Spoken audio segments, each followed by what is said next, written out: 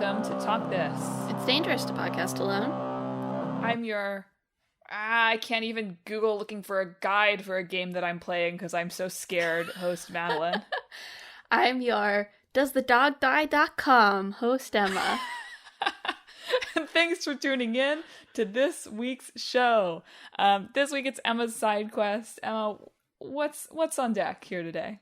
This week we're talking about something that's not totally game specific, but I do think has a unique sort of appearance in games culture that we'll be able to talk about. But we're talking about spoilers and spoiler culture. So I guess an important and required note that this is a podcast episode that is about spoilers.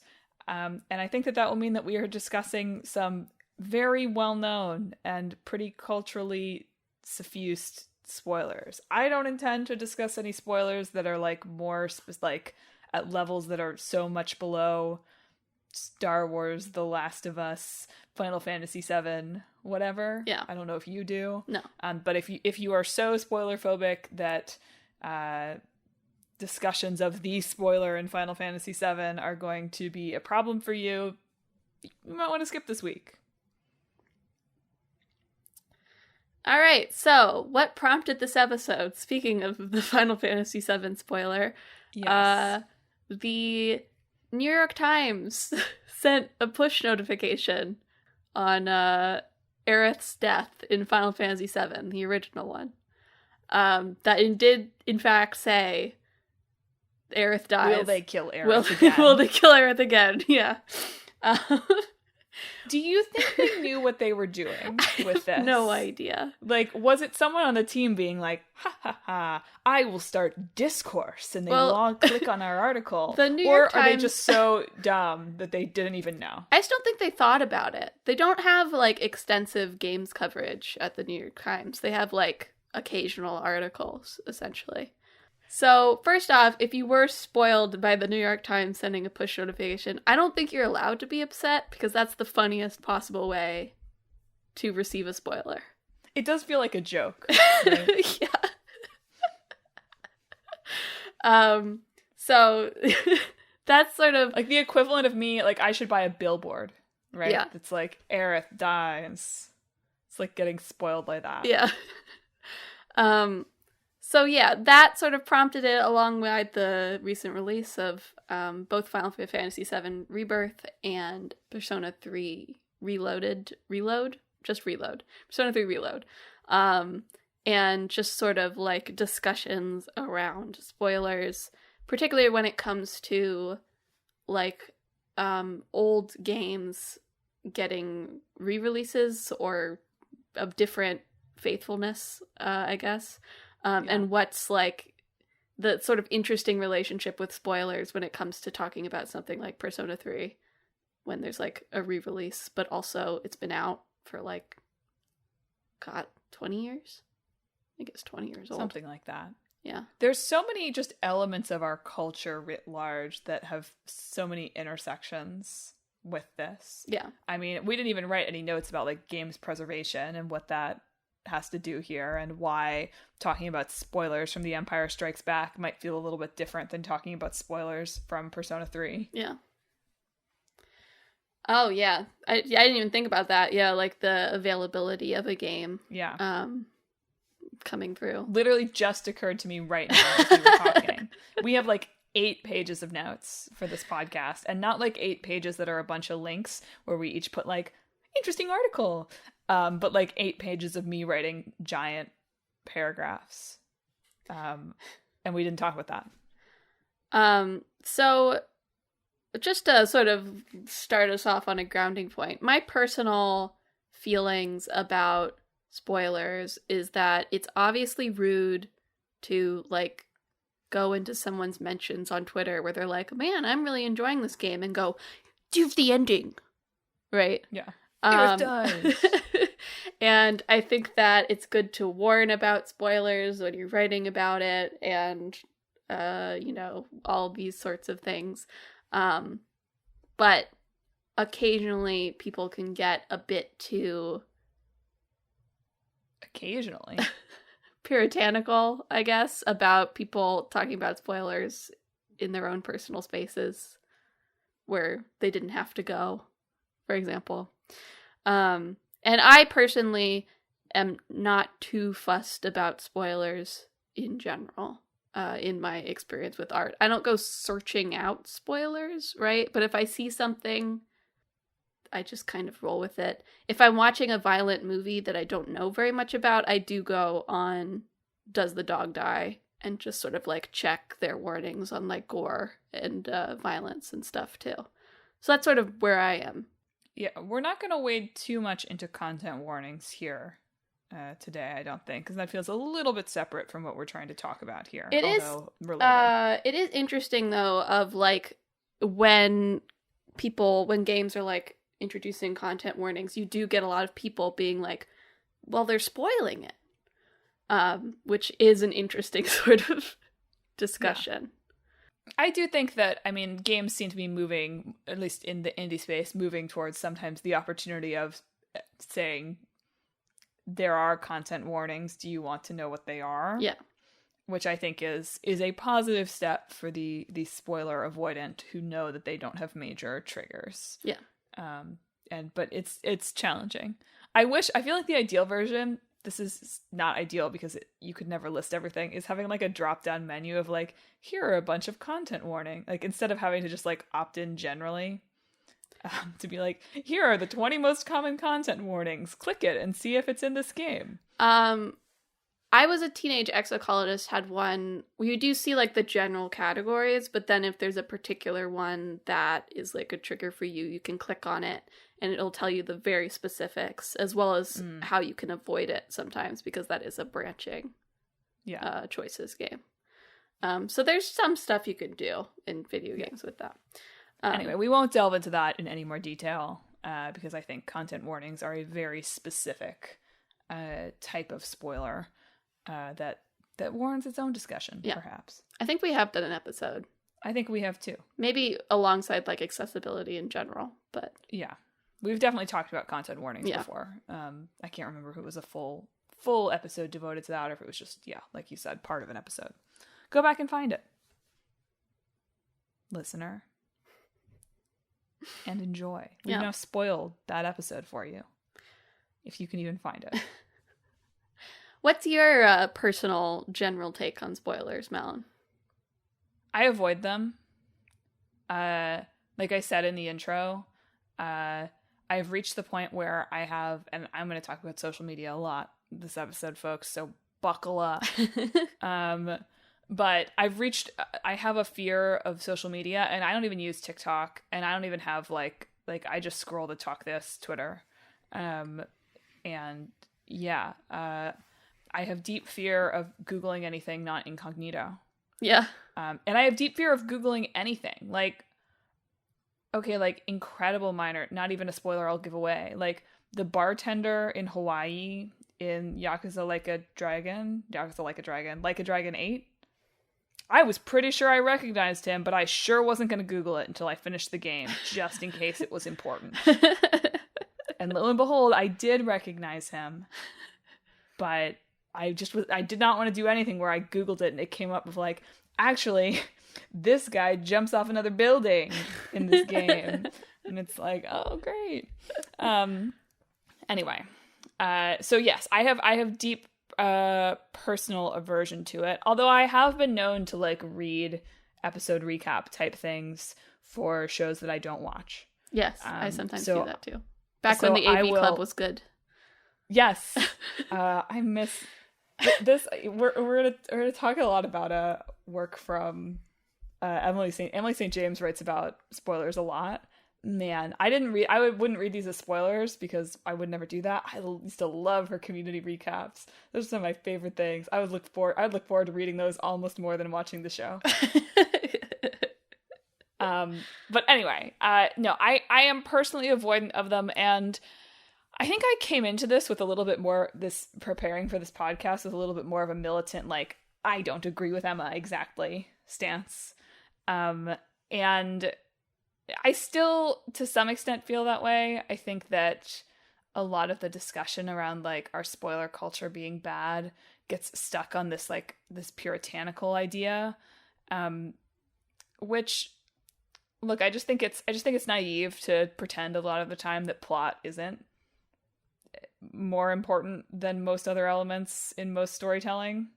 And that might be good or bad, but to pretend that most people aren't going to see something because the story is what interested them, just feels like we can't pretend that we're ever going to be going to see things primarily because of the cinematography or something like that. Games might be different. Games actually, I think, are sort of interestingly maybe a little different than this. But the more I read about this, the more I was like, no, actually the problem is just how the spaces that we have to talk about media are not what they once were. And that's the problem. Yeah. I do think that, I was reading that from your notes, and I do think that has a lot of truth to it, because for however long it continues to exist, Twitter has become, Twitter and things like Twitter, TikTok, and whatever the kids do. Apparently TikTok is mostly millennials, so sorry, the kids, children. then? I don't know. And Roblox, I think. Maybe. Okay. Sure. What is spoiler culture like on Roblox, I wonder? Man, that's a podcast. And those things, you can't make channels on your Twitter, right? You can do things like, oh, I'm going to be tweeting about this, so mute this specific hashtag that I'm going to use if you don't want me tweeting about me playing through this game or whatever. And stuff like that. But that's very imperfect, right? And you can't control who's following you necessarily. Or who just gets your post pushed to them at random. Yes, that too. The algorithm, I think, plays a big role in the more and more inflammatory spoiler culture that we have. Yeah, so the best you can do is be in some discords and have very insular discussions about games you're playing as you go through. Is for a private thing, right? You go into you can make channels in that. But even that's it's not public, right? I can't just if I really want to talk about the ending of whatever game I just played immediately and want to see what other people are thinking about it immediately, I can't go to a forum online that's specifically for that and talk about it. Yeah, I think the loss of forums and more individual blog culture plays a huge role in our current discourse around this. Because, it's fair to be pissed when Twitter randomly pushes a big spoiler at you as we think you'd be interested in this kind of tweet. That sucks. Yeah.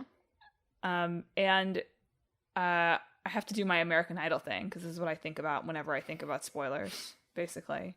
But, when American Idol was really big, late aughts, early 2010s, when I was watching American Idol and voting for American Idol and sometimes DVRing American Idol if I had something going on the night that the results show aired or whatever, it was very feasible that you could, watch that show a few days later, and as long as you weren't, you were a little bit careful, you could avoid being spoiled.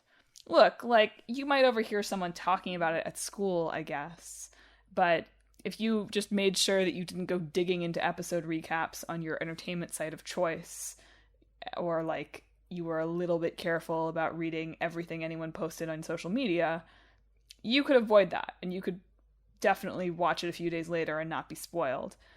And not that we have a monoculture around anything in the way that American Idol was then anymore, and that's also part of what plays in here. But if we did, there is no way you could do that. There is absolutely no way, without totally cutting yourself off from social media, which, more power to the people that do this, but you can't do that. No one can do that. Many of us have jobs where we have to be on social media to some extent. The idea that, and then you also cut yourself out from being able to talk to anyone. Yeah. American loneliness epidemic, whatever, blah, blah, blah. Right? So just there is actually, because we are constantly surrounded by algorithms, there is no way to avoid spoilers for sure. Yeah. And I think that has like, it's funny to watch these, like, articles from different periods, like, come to terms with that to some extent, because the idea of, like, well, it's kind of your fault if you got spoiled, I feel like is fading away. Yeah. Yeah. I will say, though, that, like, you know, you were saying, like, you know, people come for plot, right? But I still think that, you know, if a out of context spoiler, like, is going to ruin a whole experience for you, either you're maybe taking it a little too seriously, or that wasn't a very good experience to begin with, right? If just knowing the Wikipedia summary is like, and now, you know, the movie, I can't watch the movie ever, right? Because I know what happens. Or, like, when The Last of Us Part 2 leaked, for example, and people got very out of context spoilers, that when put in context, perhaps they had a different reaction to it. I think that that's when you're getting a little bit too extreme with it, either from your side as a spectator or from the creator's side as a creator. Yeah, no, I agree with that. I definitely agree with the, if a spoiler ruins an experience for you, then the art is either really not very good, or you are approaching this in the wrong way. Although, Emma, we are slaves to capitalism, and our bread and circuses are real important. So it's not even our fault, really, if we're taking our pop culture too seriously, is it? Give us something to hold on to in this miserable little world. But I do think it's fair to be I mean, I don't think you would. I'm not presenting this as a disagreement with you. Yeah. I think it's fair to be disappointed. I think it's fair to say the experience is not the same. Sure, yes. I do think you have a different experience. Not necessarily better or worse, depending on what you're doing, right? Yeah. But you definitely have a different experience versus whether you know something or whether you don't, in a lot of cases for stories. And I think Breaking Bad spoilers here, in case you weren't expecting, like, Breaking Bad spoilers on a games podcast. But there was this is one of the, like, 4 different Emily St. James articles about spoiler culture that I read for this. She just writes about this a lot. But this was, I think, the earliest one from 2014. Like, she writes about how, like, knowing that Walter White dies at the end of Breaking Bad doesn't ruin your experience. And I actually think that's an interesting case, because in some ways, knowing that he dies at the end of Breaking Bad would be very in keeping with the kind of story that it's being told, right? It is very much a Greek tragedy about hubris and that sort of thing. And just knowing that he dies and not how he dies actually might be something that gives you a different but potentially equal or even better experience. I can't speak to that. I don't think that I knew that he died when I watched Breaking Bad. So I can't confirm or deny that. I could imagine, potentially, a similar thing with the major Last of Us 2 character death. I think that there are things about that game that are very Greek tragic, and that knowing that the choices made in The Last of Us Part 1 lead to a death in The Last of Us Part 2. I do feel like I could say this character's name. I think I have definitely... Yes, you're good, I think. So, like, I think that Joel's arc across these games is Greek tragic enough that coming in knowing that he dies... Because I did. I knew that. Yeah. But Clickbait Boyfriend did... I mean, I think that he knew that he died in 2, but he did not know anything about 1. And he was like, I actually don't feel like that really would have changed anything, me knowing, in that game. Because I think those games... I think anything that's a Greek tragedy is like, oh yeah, sure. Yeah. Absolutely. Although... I just have to say this. Some of these articles talk about how, like, spoiler culture is like a unique anomaly, a historical anomaly. And, like, duh. Of course it is. Like, what are you even talking about? Right? But they oftentimes are, like, refer to, like, well, at the beginning of a Greek tragedy, they tell you what's going to happen. And I'm like, that's not the same. That's not a spoiler. I do think it's interesting of, like, well, did they classify, like, comedies and dramas in the same way that we do now, like with Shakespeare, back when he was writing them. In Greece? In Shakespeare? I don't think it's not so much like a marriage versus someone dies as it is in Shakespeare, but yeah, there were comedies and there were dramas. So, like, you go to one and you sort of know, right? In Shakespearean times, you go to a Shakespeare play that's a comedy and you're like, oh, okay. Yeah. I got the gist of what's going to happen at the end. But that doesn't... Well, and most of Shakespeare's work is based on, like, stories people would have known anyway. Yeah. Yes. But I just think that's different. I think that's, like, it's okay to, like, we also still watch Shakespeare. We also see things that are remakes of things. And, you know, of course there's spoiler discussions around this in some cases, but I just feel like comparing that to, like, me accidentally reading something on Twitter sure does not feel one-to-one. Or, like, there's a lot of, she loved to bring up in these, like, Dickens and how the chapter titles would sometimes sort of give away what happens. And it's like, yes, we still have that. That's not what a spoiler is. But I will say what these did really spark in me is somebody tell me what spoiler culture was like at a Victorian dinner party. I'm genuinely curious. Yeah. Right? Was like it different? Or did people get pissed? They were like, that Dickens story only came out a week ago. You've got to be kidding me that you are telling me what happened with Miss Havisham right now at this dinner. Shut up, Burlington, you know, or whatever. I hope they did. I hope that we are all the same at heart. Anyway, that was a minor quibble. I think that these articles overall are really interesting takes, but the, like, presentation of spoilers being a uniquely modern thing, like, of course they are. They are uniquely tied in our ability to actually communicate with people outside of our village. Yeah. And, like, to be able to read. Sure.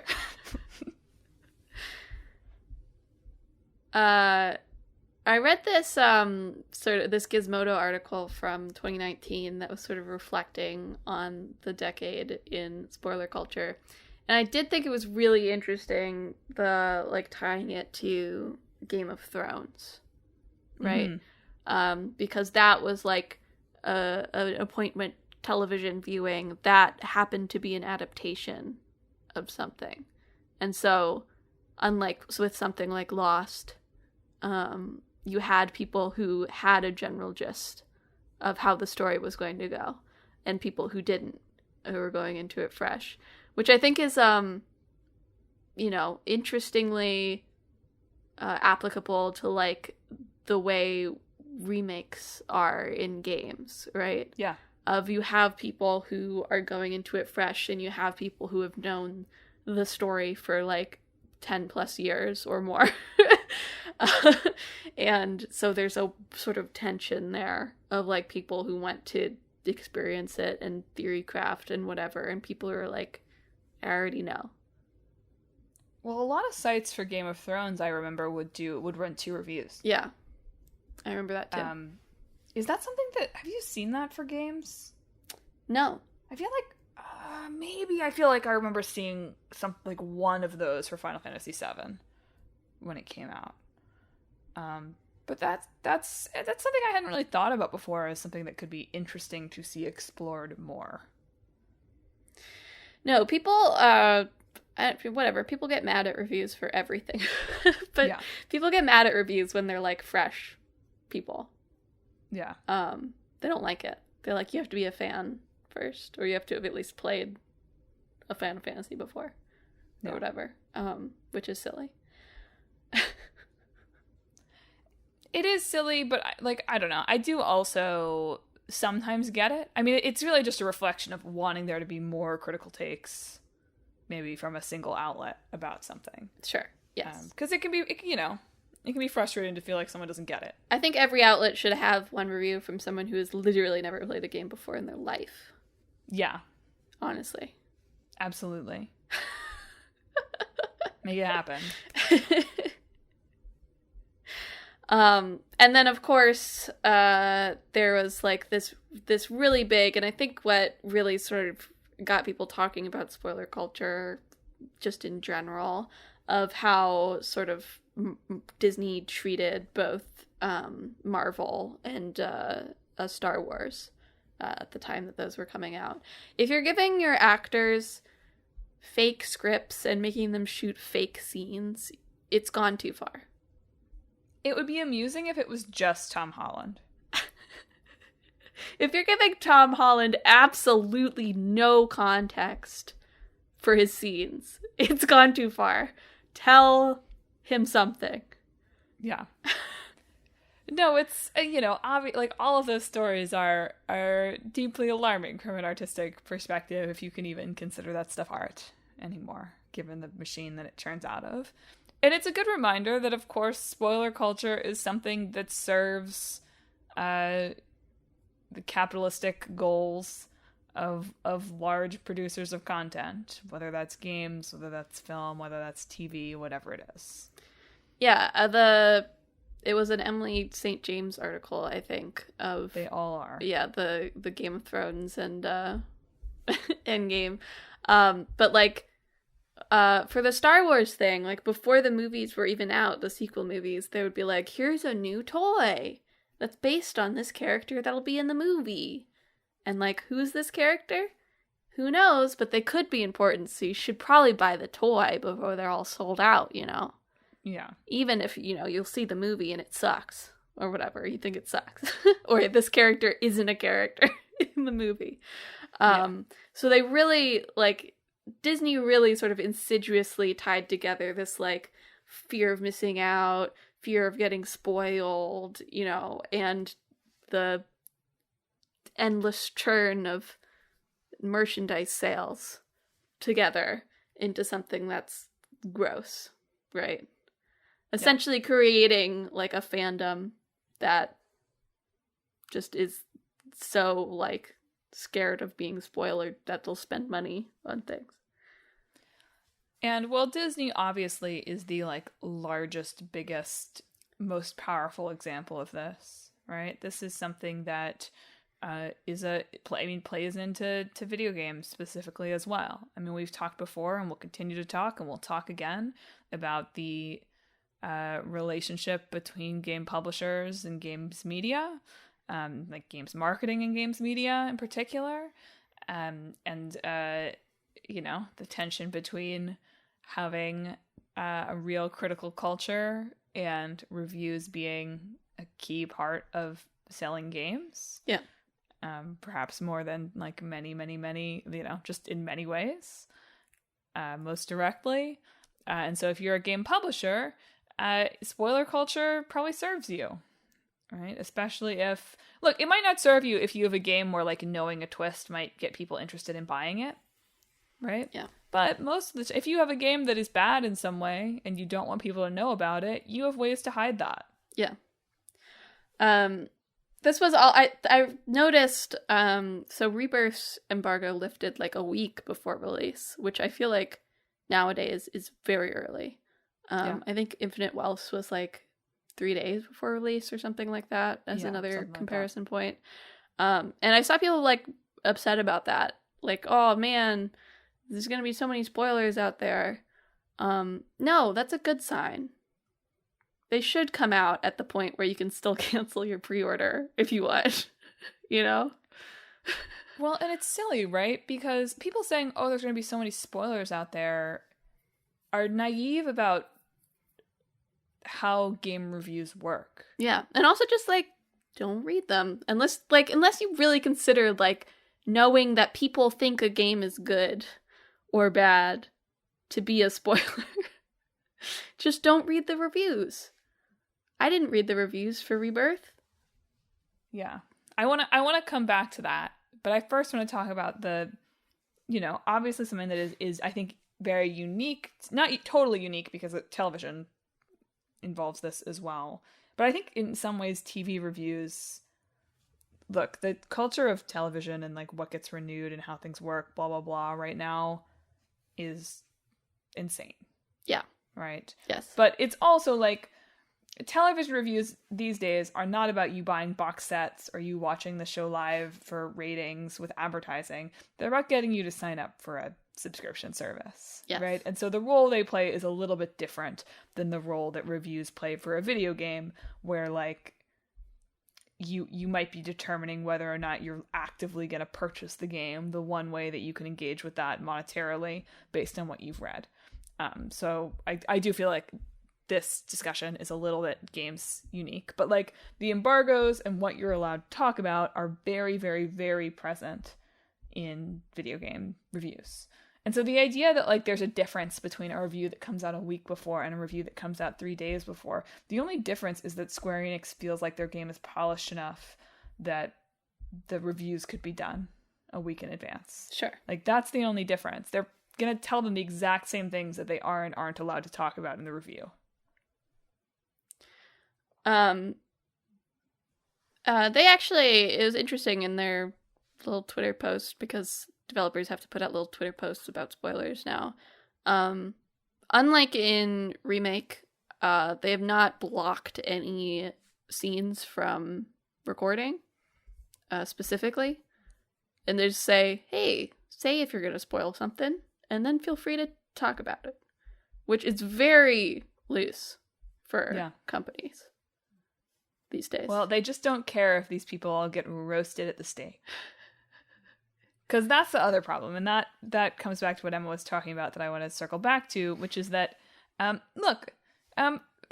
are mostly very careful, like media people, at least. I won't speak to people just like tweeting out into the middle of nowhere, who knows what's going to see their tweet things. But media people are mostly very, very careful about spoilers. It was actually really notable to me that the earliest spoiler article for Emily St. James that I read from 2014 starts with that big Breaking Bad spoiler, like in the preview text, and then as the first sentence of the article with no spoiler warning. Right? Could not get away with that now. Even for Breaking Bad, could not get away with that now. But places are very careful. They put spoiler warnings. They often put multiple spoiler warnings. Very rarely do you get something like that, like even in like marketing blurb on social media, like the New York Times thing, where like a spoiler exists where you don't know that spoilers are coming. And people read it and get pissed anyway. Yeah. So, no, you're kind of like, you're stuck, right? Because if you want to talk about it at all, you would hope, okay, people will, like, I'm warning them, they can opt in or they can opt out, and they have that choice, but they don't opt out. They just read it and get mad. Yeah. People get very upset about, like, headlines, too. Like, headlines as innocuous as, like, I didn't see this twist coming. Like, okay. So there's, like, there's a twist in it? You're upset that you know there's a twist in it? Don't be upset. Well, it's okay to be upset about that. Sure, but don't go into the comments. Yeah. Feel upset on your own. Talk to your friends about how you're upset. Yeah. Oh, man, since you brought up the Breaking Bad thing again, I just wanted to go back. I think it is really interesting of, like, the idea of Breaking Bad being, like, a Greek tragedy, and then they immediately go back and do a prequel, right? Well, okay, I think prequels are interesting. It's just interesting to think about the creators of that wondering if they were maybe like, maybe we should have just said that he dies at the beginning, you know? And what if we just went back and did something with Saul where you already know? Well, I think prequels are super interesting. I mean, I was thinking about this. Here we go. Can't help myself. Like a dragon. Haha, here we go.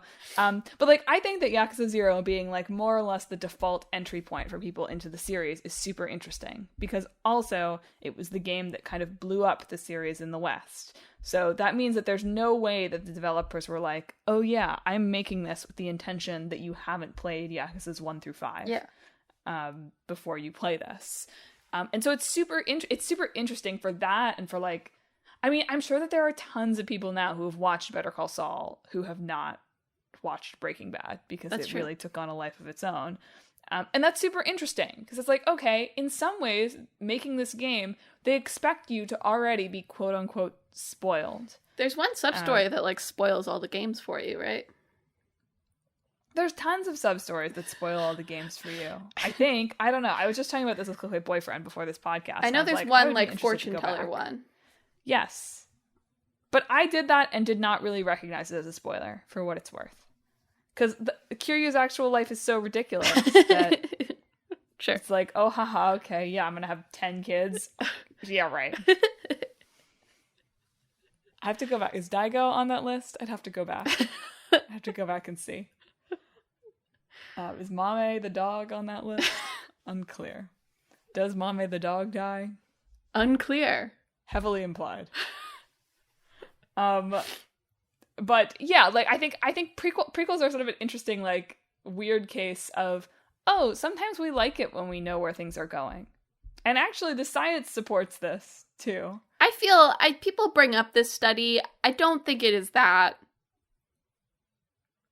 It's very subjective. It feels very, I know. I don't think that reading, like, stories that you've been presented by a, like, professor in a lab are equivalent to, I've been waiting for Kingdom Hearts 4 for however many years, and now I've been spoiled. Sure, yeah.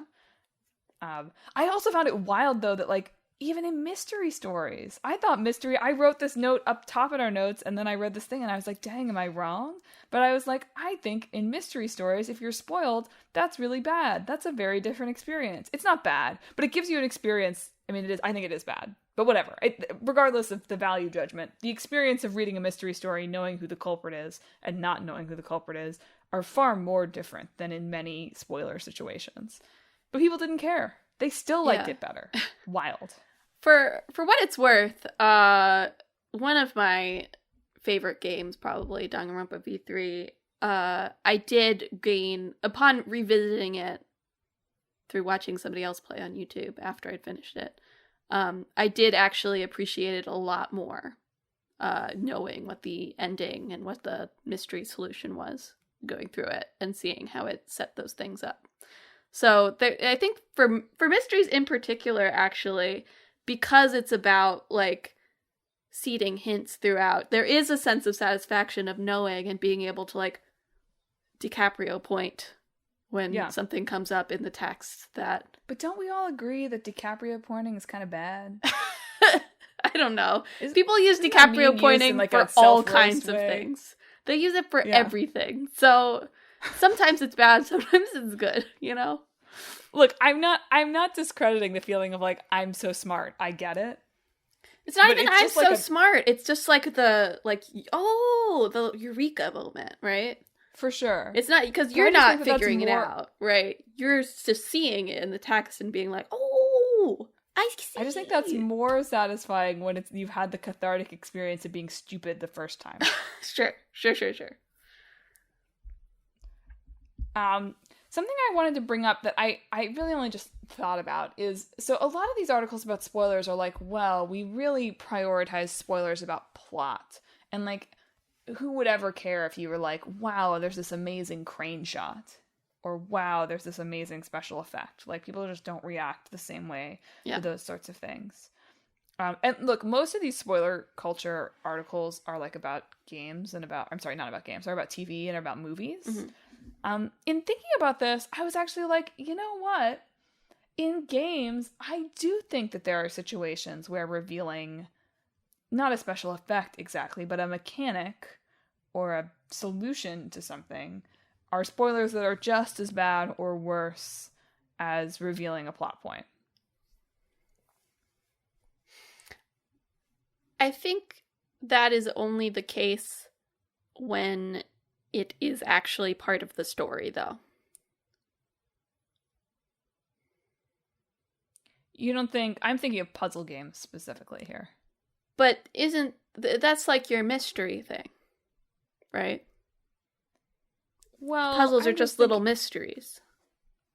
I guess that's true to some extent, but it's not always as near... Like, if I get spoiled on how do I complete this puzzle, it doesn't always feel like that's tied to, like, plot as it is like, oh, I could have figured out this satisfying thing. Like, I think of Tunic. Tunic is slightly small. We've talked about Tunic on the show before, but I won't... Like, Tunic has some stuff that is not essential to the plot that involves puzzle solving that was really, like, deeply satisfying to figure out. And if I had just been presented with the answer to that, I would have lost something. Sure. So that's what I'm talking about. It's like, I do feel like there's not tons of situations about this in games that aren't plot relevant, but there are certain types of games or certain things in games where, because you interact with them interactively, you know, we're very focused on spoilers about plot to the exclusion of pretty much anything else about TV and film. And there are opportunities for different types of spoilers that feel more akin to those kind of stylistic spoilers that nobody cares about. In other media where that can be, I'm using negative valence language here a lot, but like that could be like much more impactful to changing your experience of the game. Sure. I can see that, but also when I get lost for more than like 2 minutes in a game, I do look it up on YouTube to see where am I supposed to go. Sure. Not necessarily puzzles, just if I'm lost. Yeah. Specifically. That's fine. You're allowed to spoil yourself. You're always allowed to spoil yourself. People who deliberately spoil endings of stuff for themselves, y'all are weird. You do you. Engage with media how you want, but couldn't be me. I do think, just to, again, another St. James article, I think the most recent one, also brought up that there's this other side to, like, fear of spoiler culture, which is, like, hyper spoiler culture, which is all these, like, the rash of, like, ending explained videos on YouTube, which, like, just think about it. Just think about the ending yourself. Well, it's because we want to be able to have conversations with each other, right? Well, okay, first of all, I think sometimes those types of videos get a little bit too much like the definitive answer. Sure. And people are maybe a little too obsessed with having a definitive answer for everything. But that's I agree with whole that. other topic. But my intuition is not really based on anything other than maybe sometimes my own reading and viewing habits. My intuition would be that maybe the majority of people who watch those videos have not actually watched the media or engaged with the media that they are about. That's fair. But I think I personally just do not fundamentally do not get people who are really into lore. Like who go like wiki diving and like I don't know. Like whatever. I just don't get that. If the vibe's good, it makes sense to me. Sure. I mean, I think it's just a manifestation of how people it's like love things. I think like with Rebirth, I think that some of this is jokes, right? But to play Rebirth, I think the fundamental texts are the original Final Fantasy VII and Remake and the DLC, but whatever, put that together. But people love to be like, oh, but it's referencing these other things from other games, right? And it's like, yeah, you can play those games, but in fact, it's not essential. It's fine. You don't know who this character is? It's fine, right? And people like with Nier that has all of this like non-video game external stuff, they just love to pretend that like you can't fully get it if you haven't like experienced all these things, and it's so stupid, you know, that they've put it in plays and stuff. And it's like, no, you don't. You don't have to. You don't have to. You don't have to play all of them. It's fine. It feels a little, I don't know. It feels a little ridiculous to me sometimes. I just think it comes back to, again, the loss of the ability to create any kind of a, not closed, but like affinity space, right? If you're talking about Nier, you're doing it in like mixed company, right? Like if you're talking about a Nier spoiler or expressing an opinion about Nier, you're getting talked to by people who haven't played the game and don't know anything about it, all the way to people who have engaged with every single piece of content ever, and social media is evil, right? If you were playing Nier in 1970, I mean, at the arcade, you would just talk to your buddies at the arcade about it, and you would all probably have more or less the same experience, except the guy whose uncle works at Nintendo. Right. Right? The loss of the ability to have a forum system and the movement of all of that into like a much more public sphere means that you don't ever have the opportunity to have the conversations you want to have with the people you actually want to have them with. I think that's something that's really compounded for games media folks. I just feel like this was so suffused through that split screen podcast that you put in the notes, where it's like, oh, it's clear that like you all want to talk about spoilers, but you're writers who work at Kotaku, so like you have a deep fear embedded in your heart of what will happen to you on social media. Yeah. No matter how careful you are about tagging or how you talk about it, because your articles are not, there's no way to be a niche enough media company, and it's very hard to find a niche enough space to actually talk to the people you want to talk to. Yeah. I mean, who knows? Maybe these subscription model sites will do a better job, but... There's so many of them, though. Yeah. But that's the point, right? I mean, commercially, capitalistically, that's bad. They will probably all fail. But that's a capitalism problem, right? The ideal situation... I mean, bubbles are bad too, I guess. You shouldn't, like, only exist in your bubble. But the ideal situation for talking about spoilers in games and anything is being in the company of people. You don't have to, like, know them all personally or whatever, but who have, like, agreed to a compact, more or less. Or, like, who come into it with, I don't know, at least the ability to treat each other respectfully about different levels of knowledge or different opinions. Yeah. And I know, you talked about, like, of course, plot is important. People come to stories for plot and stuff. But I do think, again, from this most recent Emily St. James article, like, I think that there is a contingent of people who experience stories, like, as a series of facts. Right? Sure. And I don't think that's the right way to be approaching either telling a story or trying to experience a story. It shouldn't just be like a sequence of facts and you have to know all the facts, or if you find out a fact before you learn it on your own, like, then there's no point to that fact anymore. There's no need to experience that fact for yourself, right? If my teacher tells me about gravity, I don't have to go read my book to learn the same thing about gravity, right? But that's just not how you should treat stories.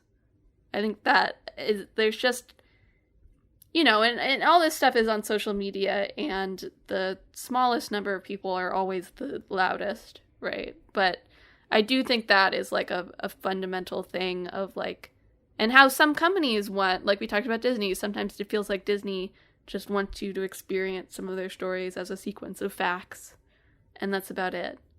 And I think that's not how you should approach it. And I think that plays into both, like, the fear of spoilers and being very full of spoilers at the same time. I agree with that. But I just also think in sometimes these articles, those people get lumped in with people who just enjoy story. Like, sometimes these articles get a little bit finger waggy about, like, yeah, that's fair. How dare the story be the most important thing to you, which I think is not effective in what they're actually trying to say. Yeah. Because it always gets me. I'm like, no, like, the story is a lot of the time the thing that I care most about. And, like, you're not going to make me feel bad about that. It makes me recoil a little bit from, like, this sort of discussion sometimes. I do think what they mean by that, though, is, like, the clinical sequence, the like, plot graph, right? Sure. Whereas I think, even you with spoilers, it's more about, it is about the presentation of those story elements and, like, sort of the way that they're acted and the way that they're presented and all of these factors, right? Yeah. It's not just like I know what the call to action is, right? And sure. So I can't enjoy the call to action anymore.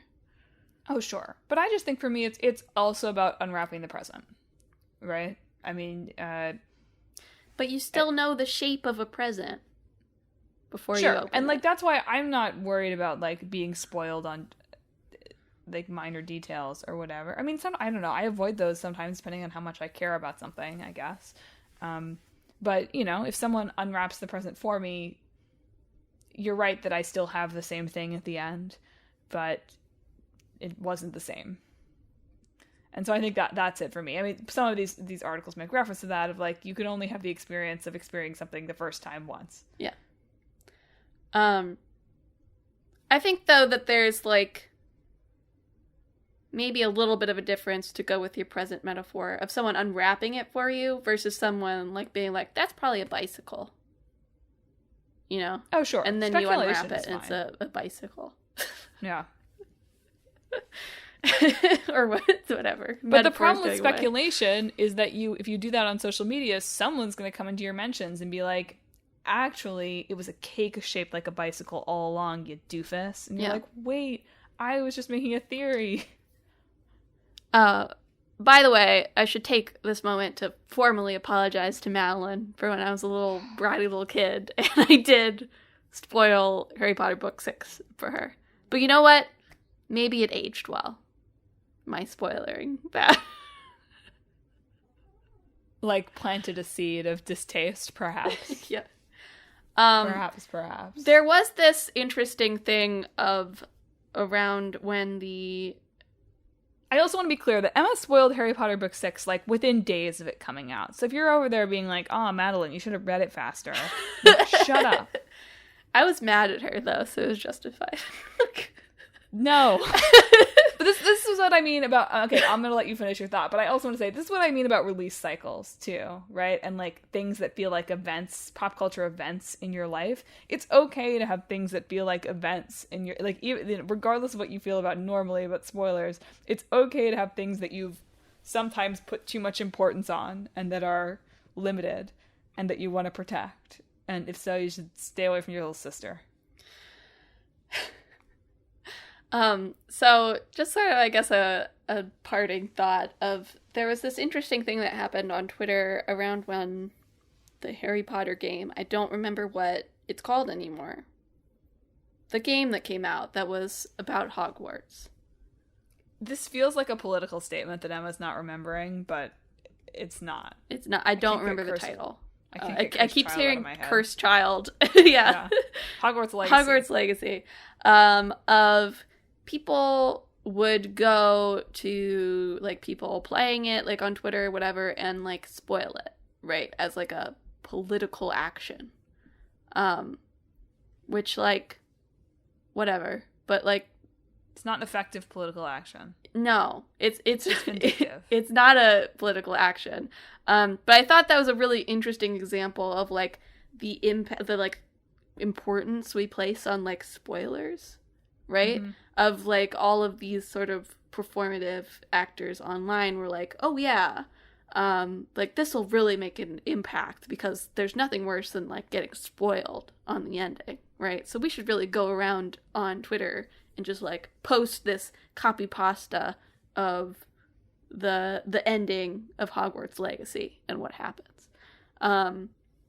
Which, like, it's just as emblematic of a lot of things, of, like, how seriously perhaps we take pop culture a little too seriously, both in various different directions. The way we think about spoilers, right, of being these, like, awful things and, like, a cruel thing to do to someone is to, like, spoil them as they're playing this game. And also just, like, people who treat, like, the types of stories that they play as, like, a political ideology, right? Like, I don't think you should have bought Hogwarts Legacy if you did. Purchasing Hogwarts Legacy is a political act, yes. Certainly. But going through and spoiling people who are playing it and have already purchased it, that doesn't actually do anything for anyone, really. It probably, I mean, it's like, what do you think is going to happen? They're going to be like, oh no, I should change my ways. Yeah. Like, no. More likely than not, you were just going to make them more pissed and drive them more into her arms. Yeah. But that was an interesting phenomenon that I observed. I felt like really coalesced a lot of distasteful things about fandom online and spoiler culture, too. There's a tension, too, I have to say. I mean, something that is interesting about spoiler culture in games in particular is that it runs parallel to the conversation of, story in games isn't actually important, right? It's this weird dichotomy of we are very, very militant about spoilers, while at the same time there's a vocal contingent that's like, game story doesn't actually matter. Mm-hmm. It's weird. It's a weird tension. Yeah. Because the weaponized power of spoilers, as in that story, points to us thinking that story in games is important. Yeah. But also, we sometimes have to argue that story in games is important. Yeah. And it was only invented 10 years ago, for God's sake. I know.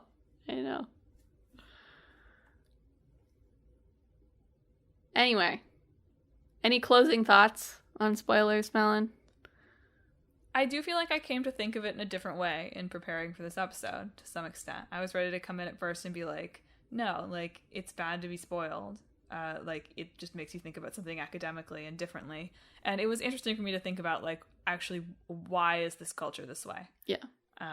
Like, what actually plays into this being something that is so heated and important for people? And it's capitalism and Silicon Valley. Yeah. We didn't even get to, like, how this overlaps with, like, streaming. Oh, yeah. And Let's Plays. So that's so... That's the a very too. unique to games sort of thing of like, oh, I really want to see the streamer's first time reaction to this stuff. Right. Yeah. Yeah. I guess I'll say I'll close with this question for you. Does Aerith's death or not death become a spoiler again? I mean, I think that if you were talking about Rebirth,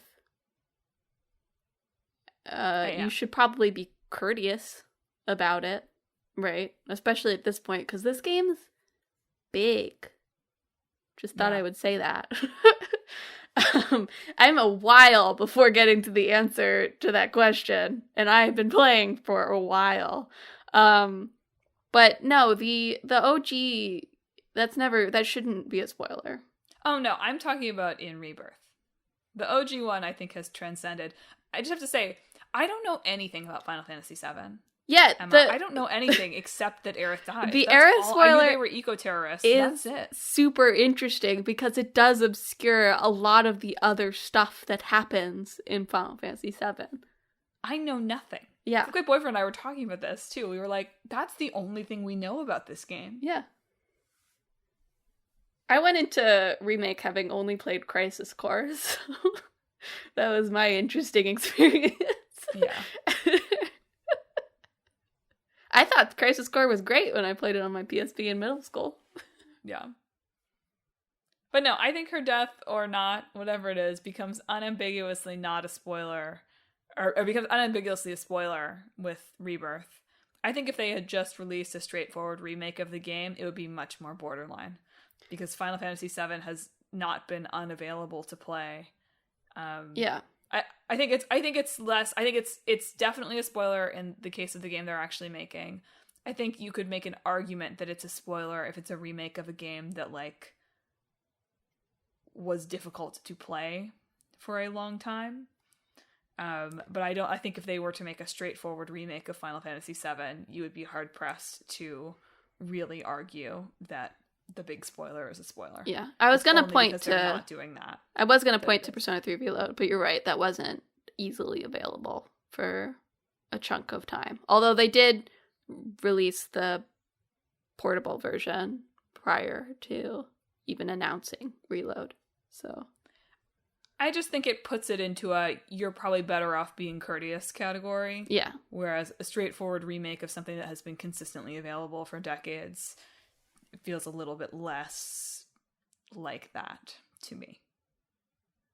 So there you have it. A perfect definition of what constitutes a spoiler. I've solved it. It's done. Good work. Go back to your forums.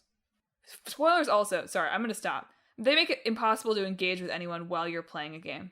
I'm just going to say that. That's true. I would have loved to be able to be like, oh wow, I finished X chapter in Like a Dragon let me see what people are saying about it. Yeah. Absolutely not. Not even for algorithm purposes, just because, like, you don't know what you're going to find, and there's no way to, like, control for that. Yeah. Actually, the only way to do that is to have friends. Friends who are into the same games that you are. How do I meet those people? If only there were forums. Only there were forums. I'll talk to you about this offline. I think I've driven Clickbait Boyfriend nuts trying to explain the plot of 8 when he is not watching any of it. I'm like, I have to talk about this. And he's like, okay, babe, it's so cute that you love this so much. I mean, I talked about Cold Steel 4 for like 2 years. How many people listening to this podcast could actually explain the plot? I couldn't. I could tell you right now, I could not.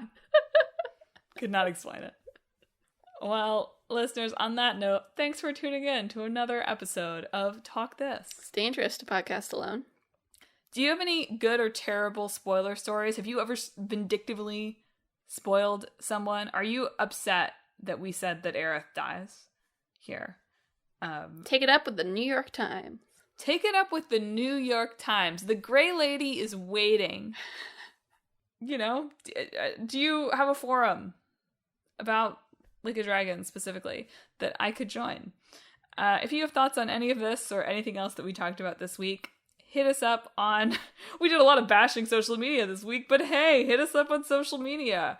We're on Twitter, YouTube, Instagram, Facebook at Talk This Podcast. You can also visit our website, www.talkthispodcast.com, where you can read all about the show, check out the games in the hat, and read our blog featuring long-running series Clickbait Boyfriend and Split Screen. But finally, and perhaps most importantly, if you enjoyed the show, you should subscribe. Spoiler, we release an episode every Sunday. We're on Apple Podcasts, Google Podcasts, TuneIn, Spotify, Pandora Podcasts, online and on the app, Overcast, Pocket Casts, wherever you can find podcasts.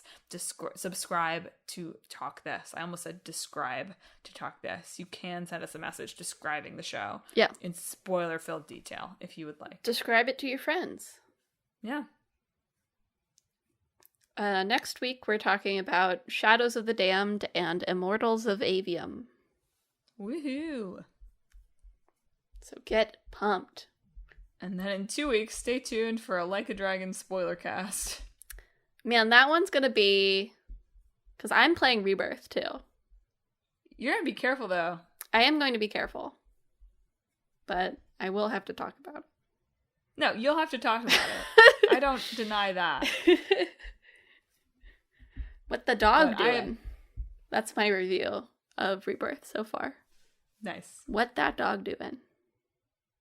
So look forward to that. And then the following week, we will be at PAX. But I doubt that we will do our PAX episode. No, I think that'll be the week after. In fact, I know that we will not do our PAX episode right afterward. Yeah. Because it will just not work with the travel schedule. But PAX episode coming in early April. Is there anything worth seeing at PAX? That's another thing you can hit us up about on social media. Spoil us. Please spoil us on what to expect at PAX. All right. Do you want to close us off, Madelyn? Listeners, I hope that this week you have the exact amount of spoilers in your life that you want to have. Talk This Podcast, ending explained.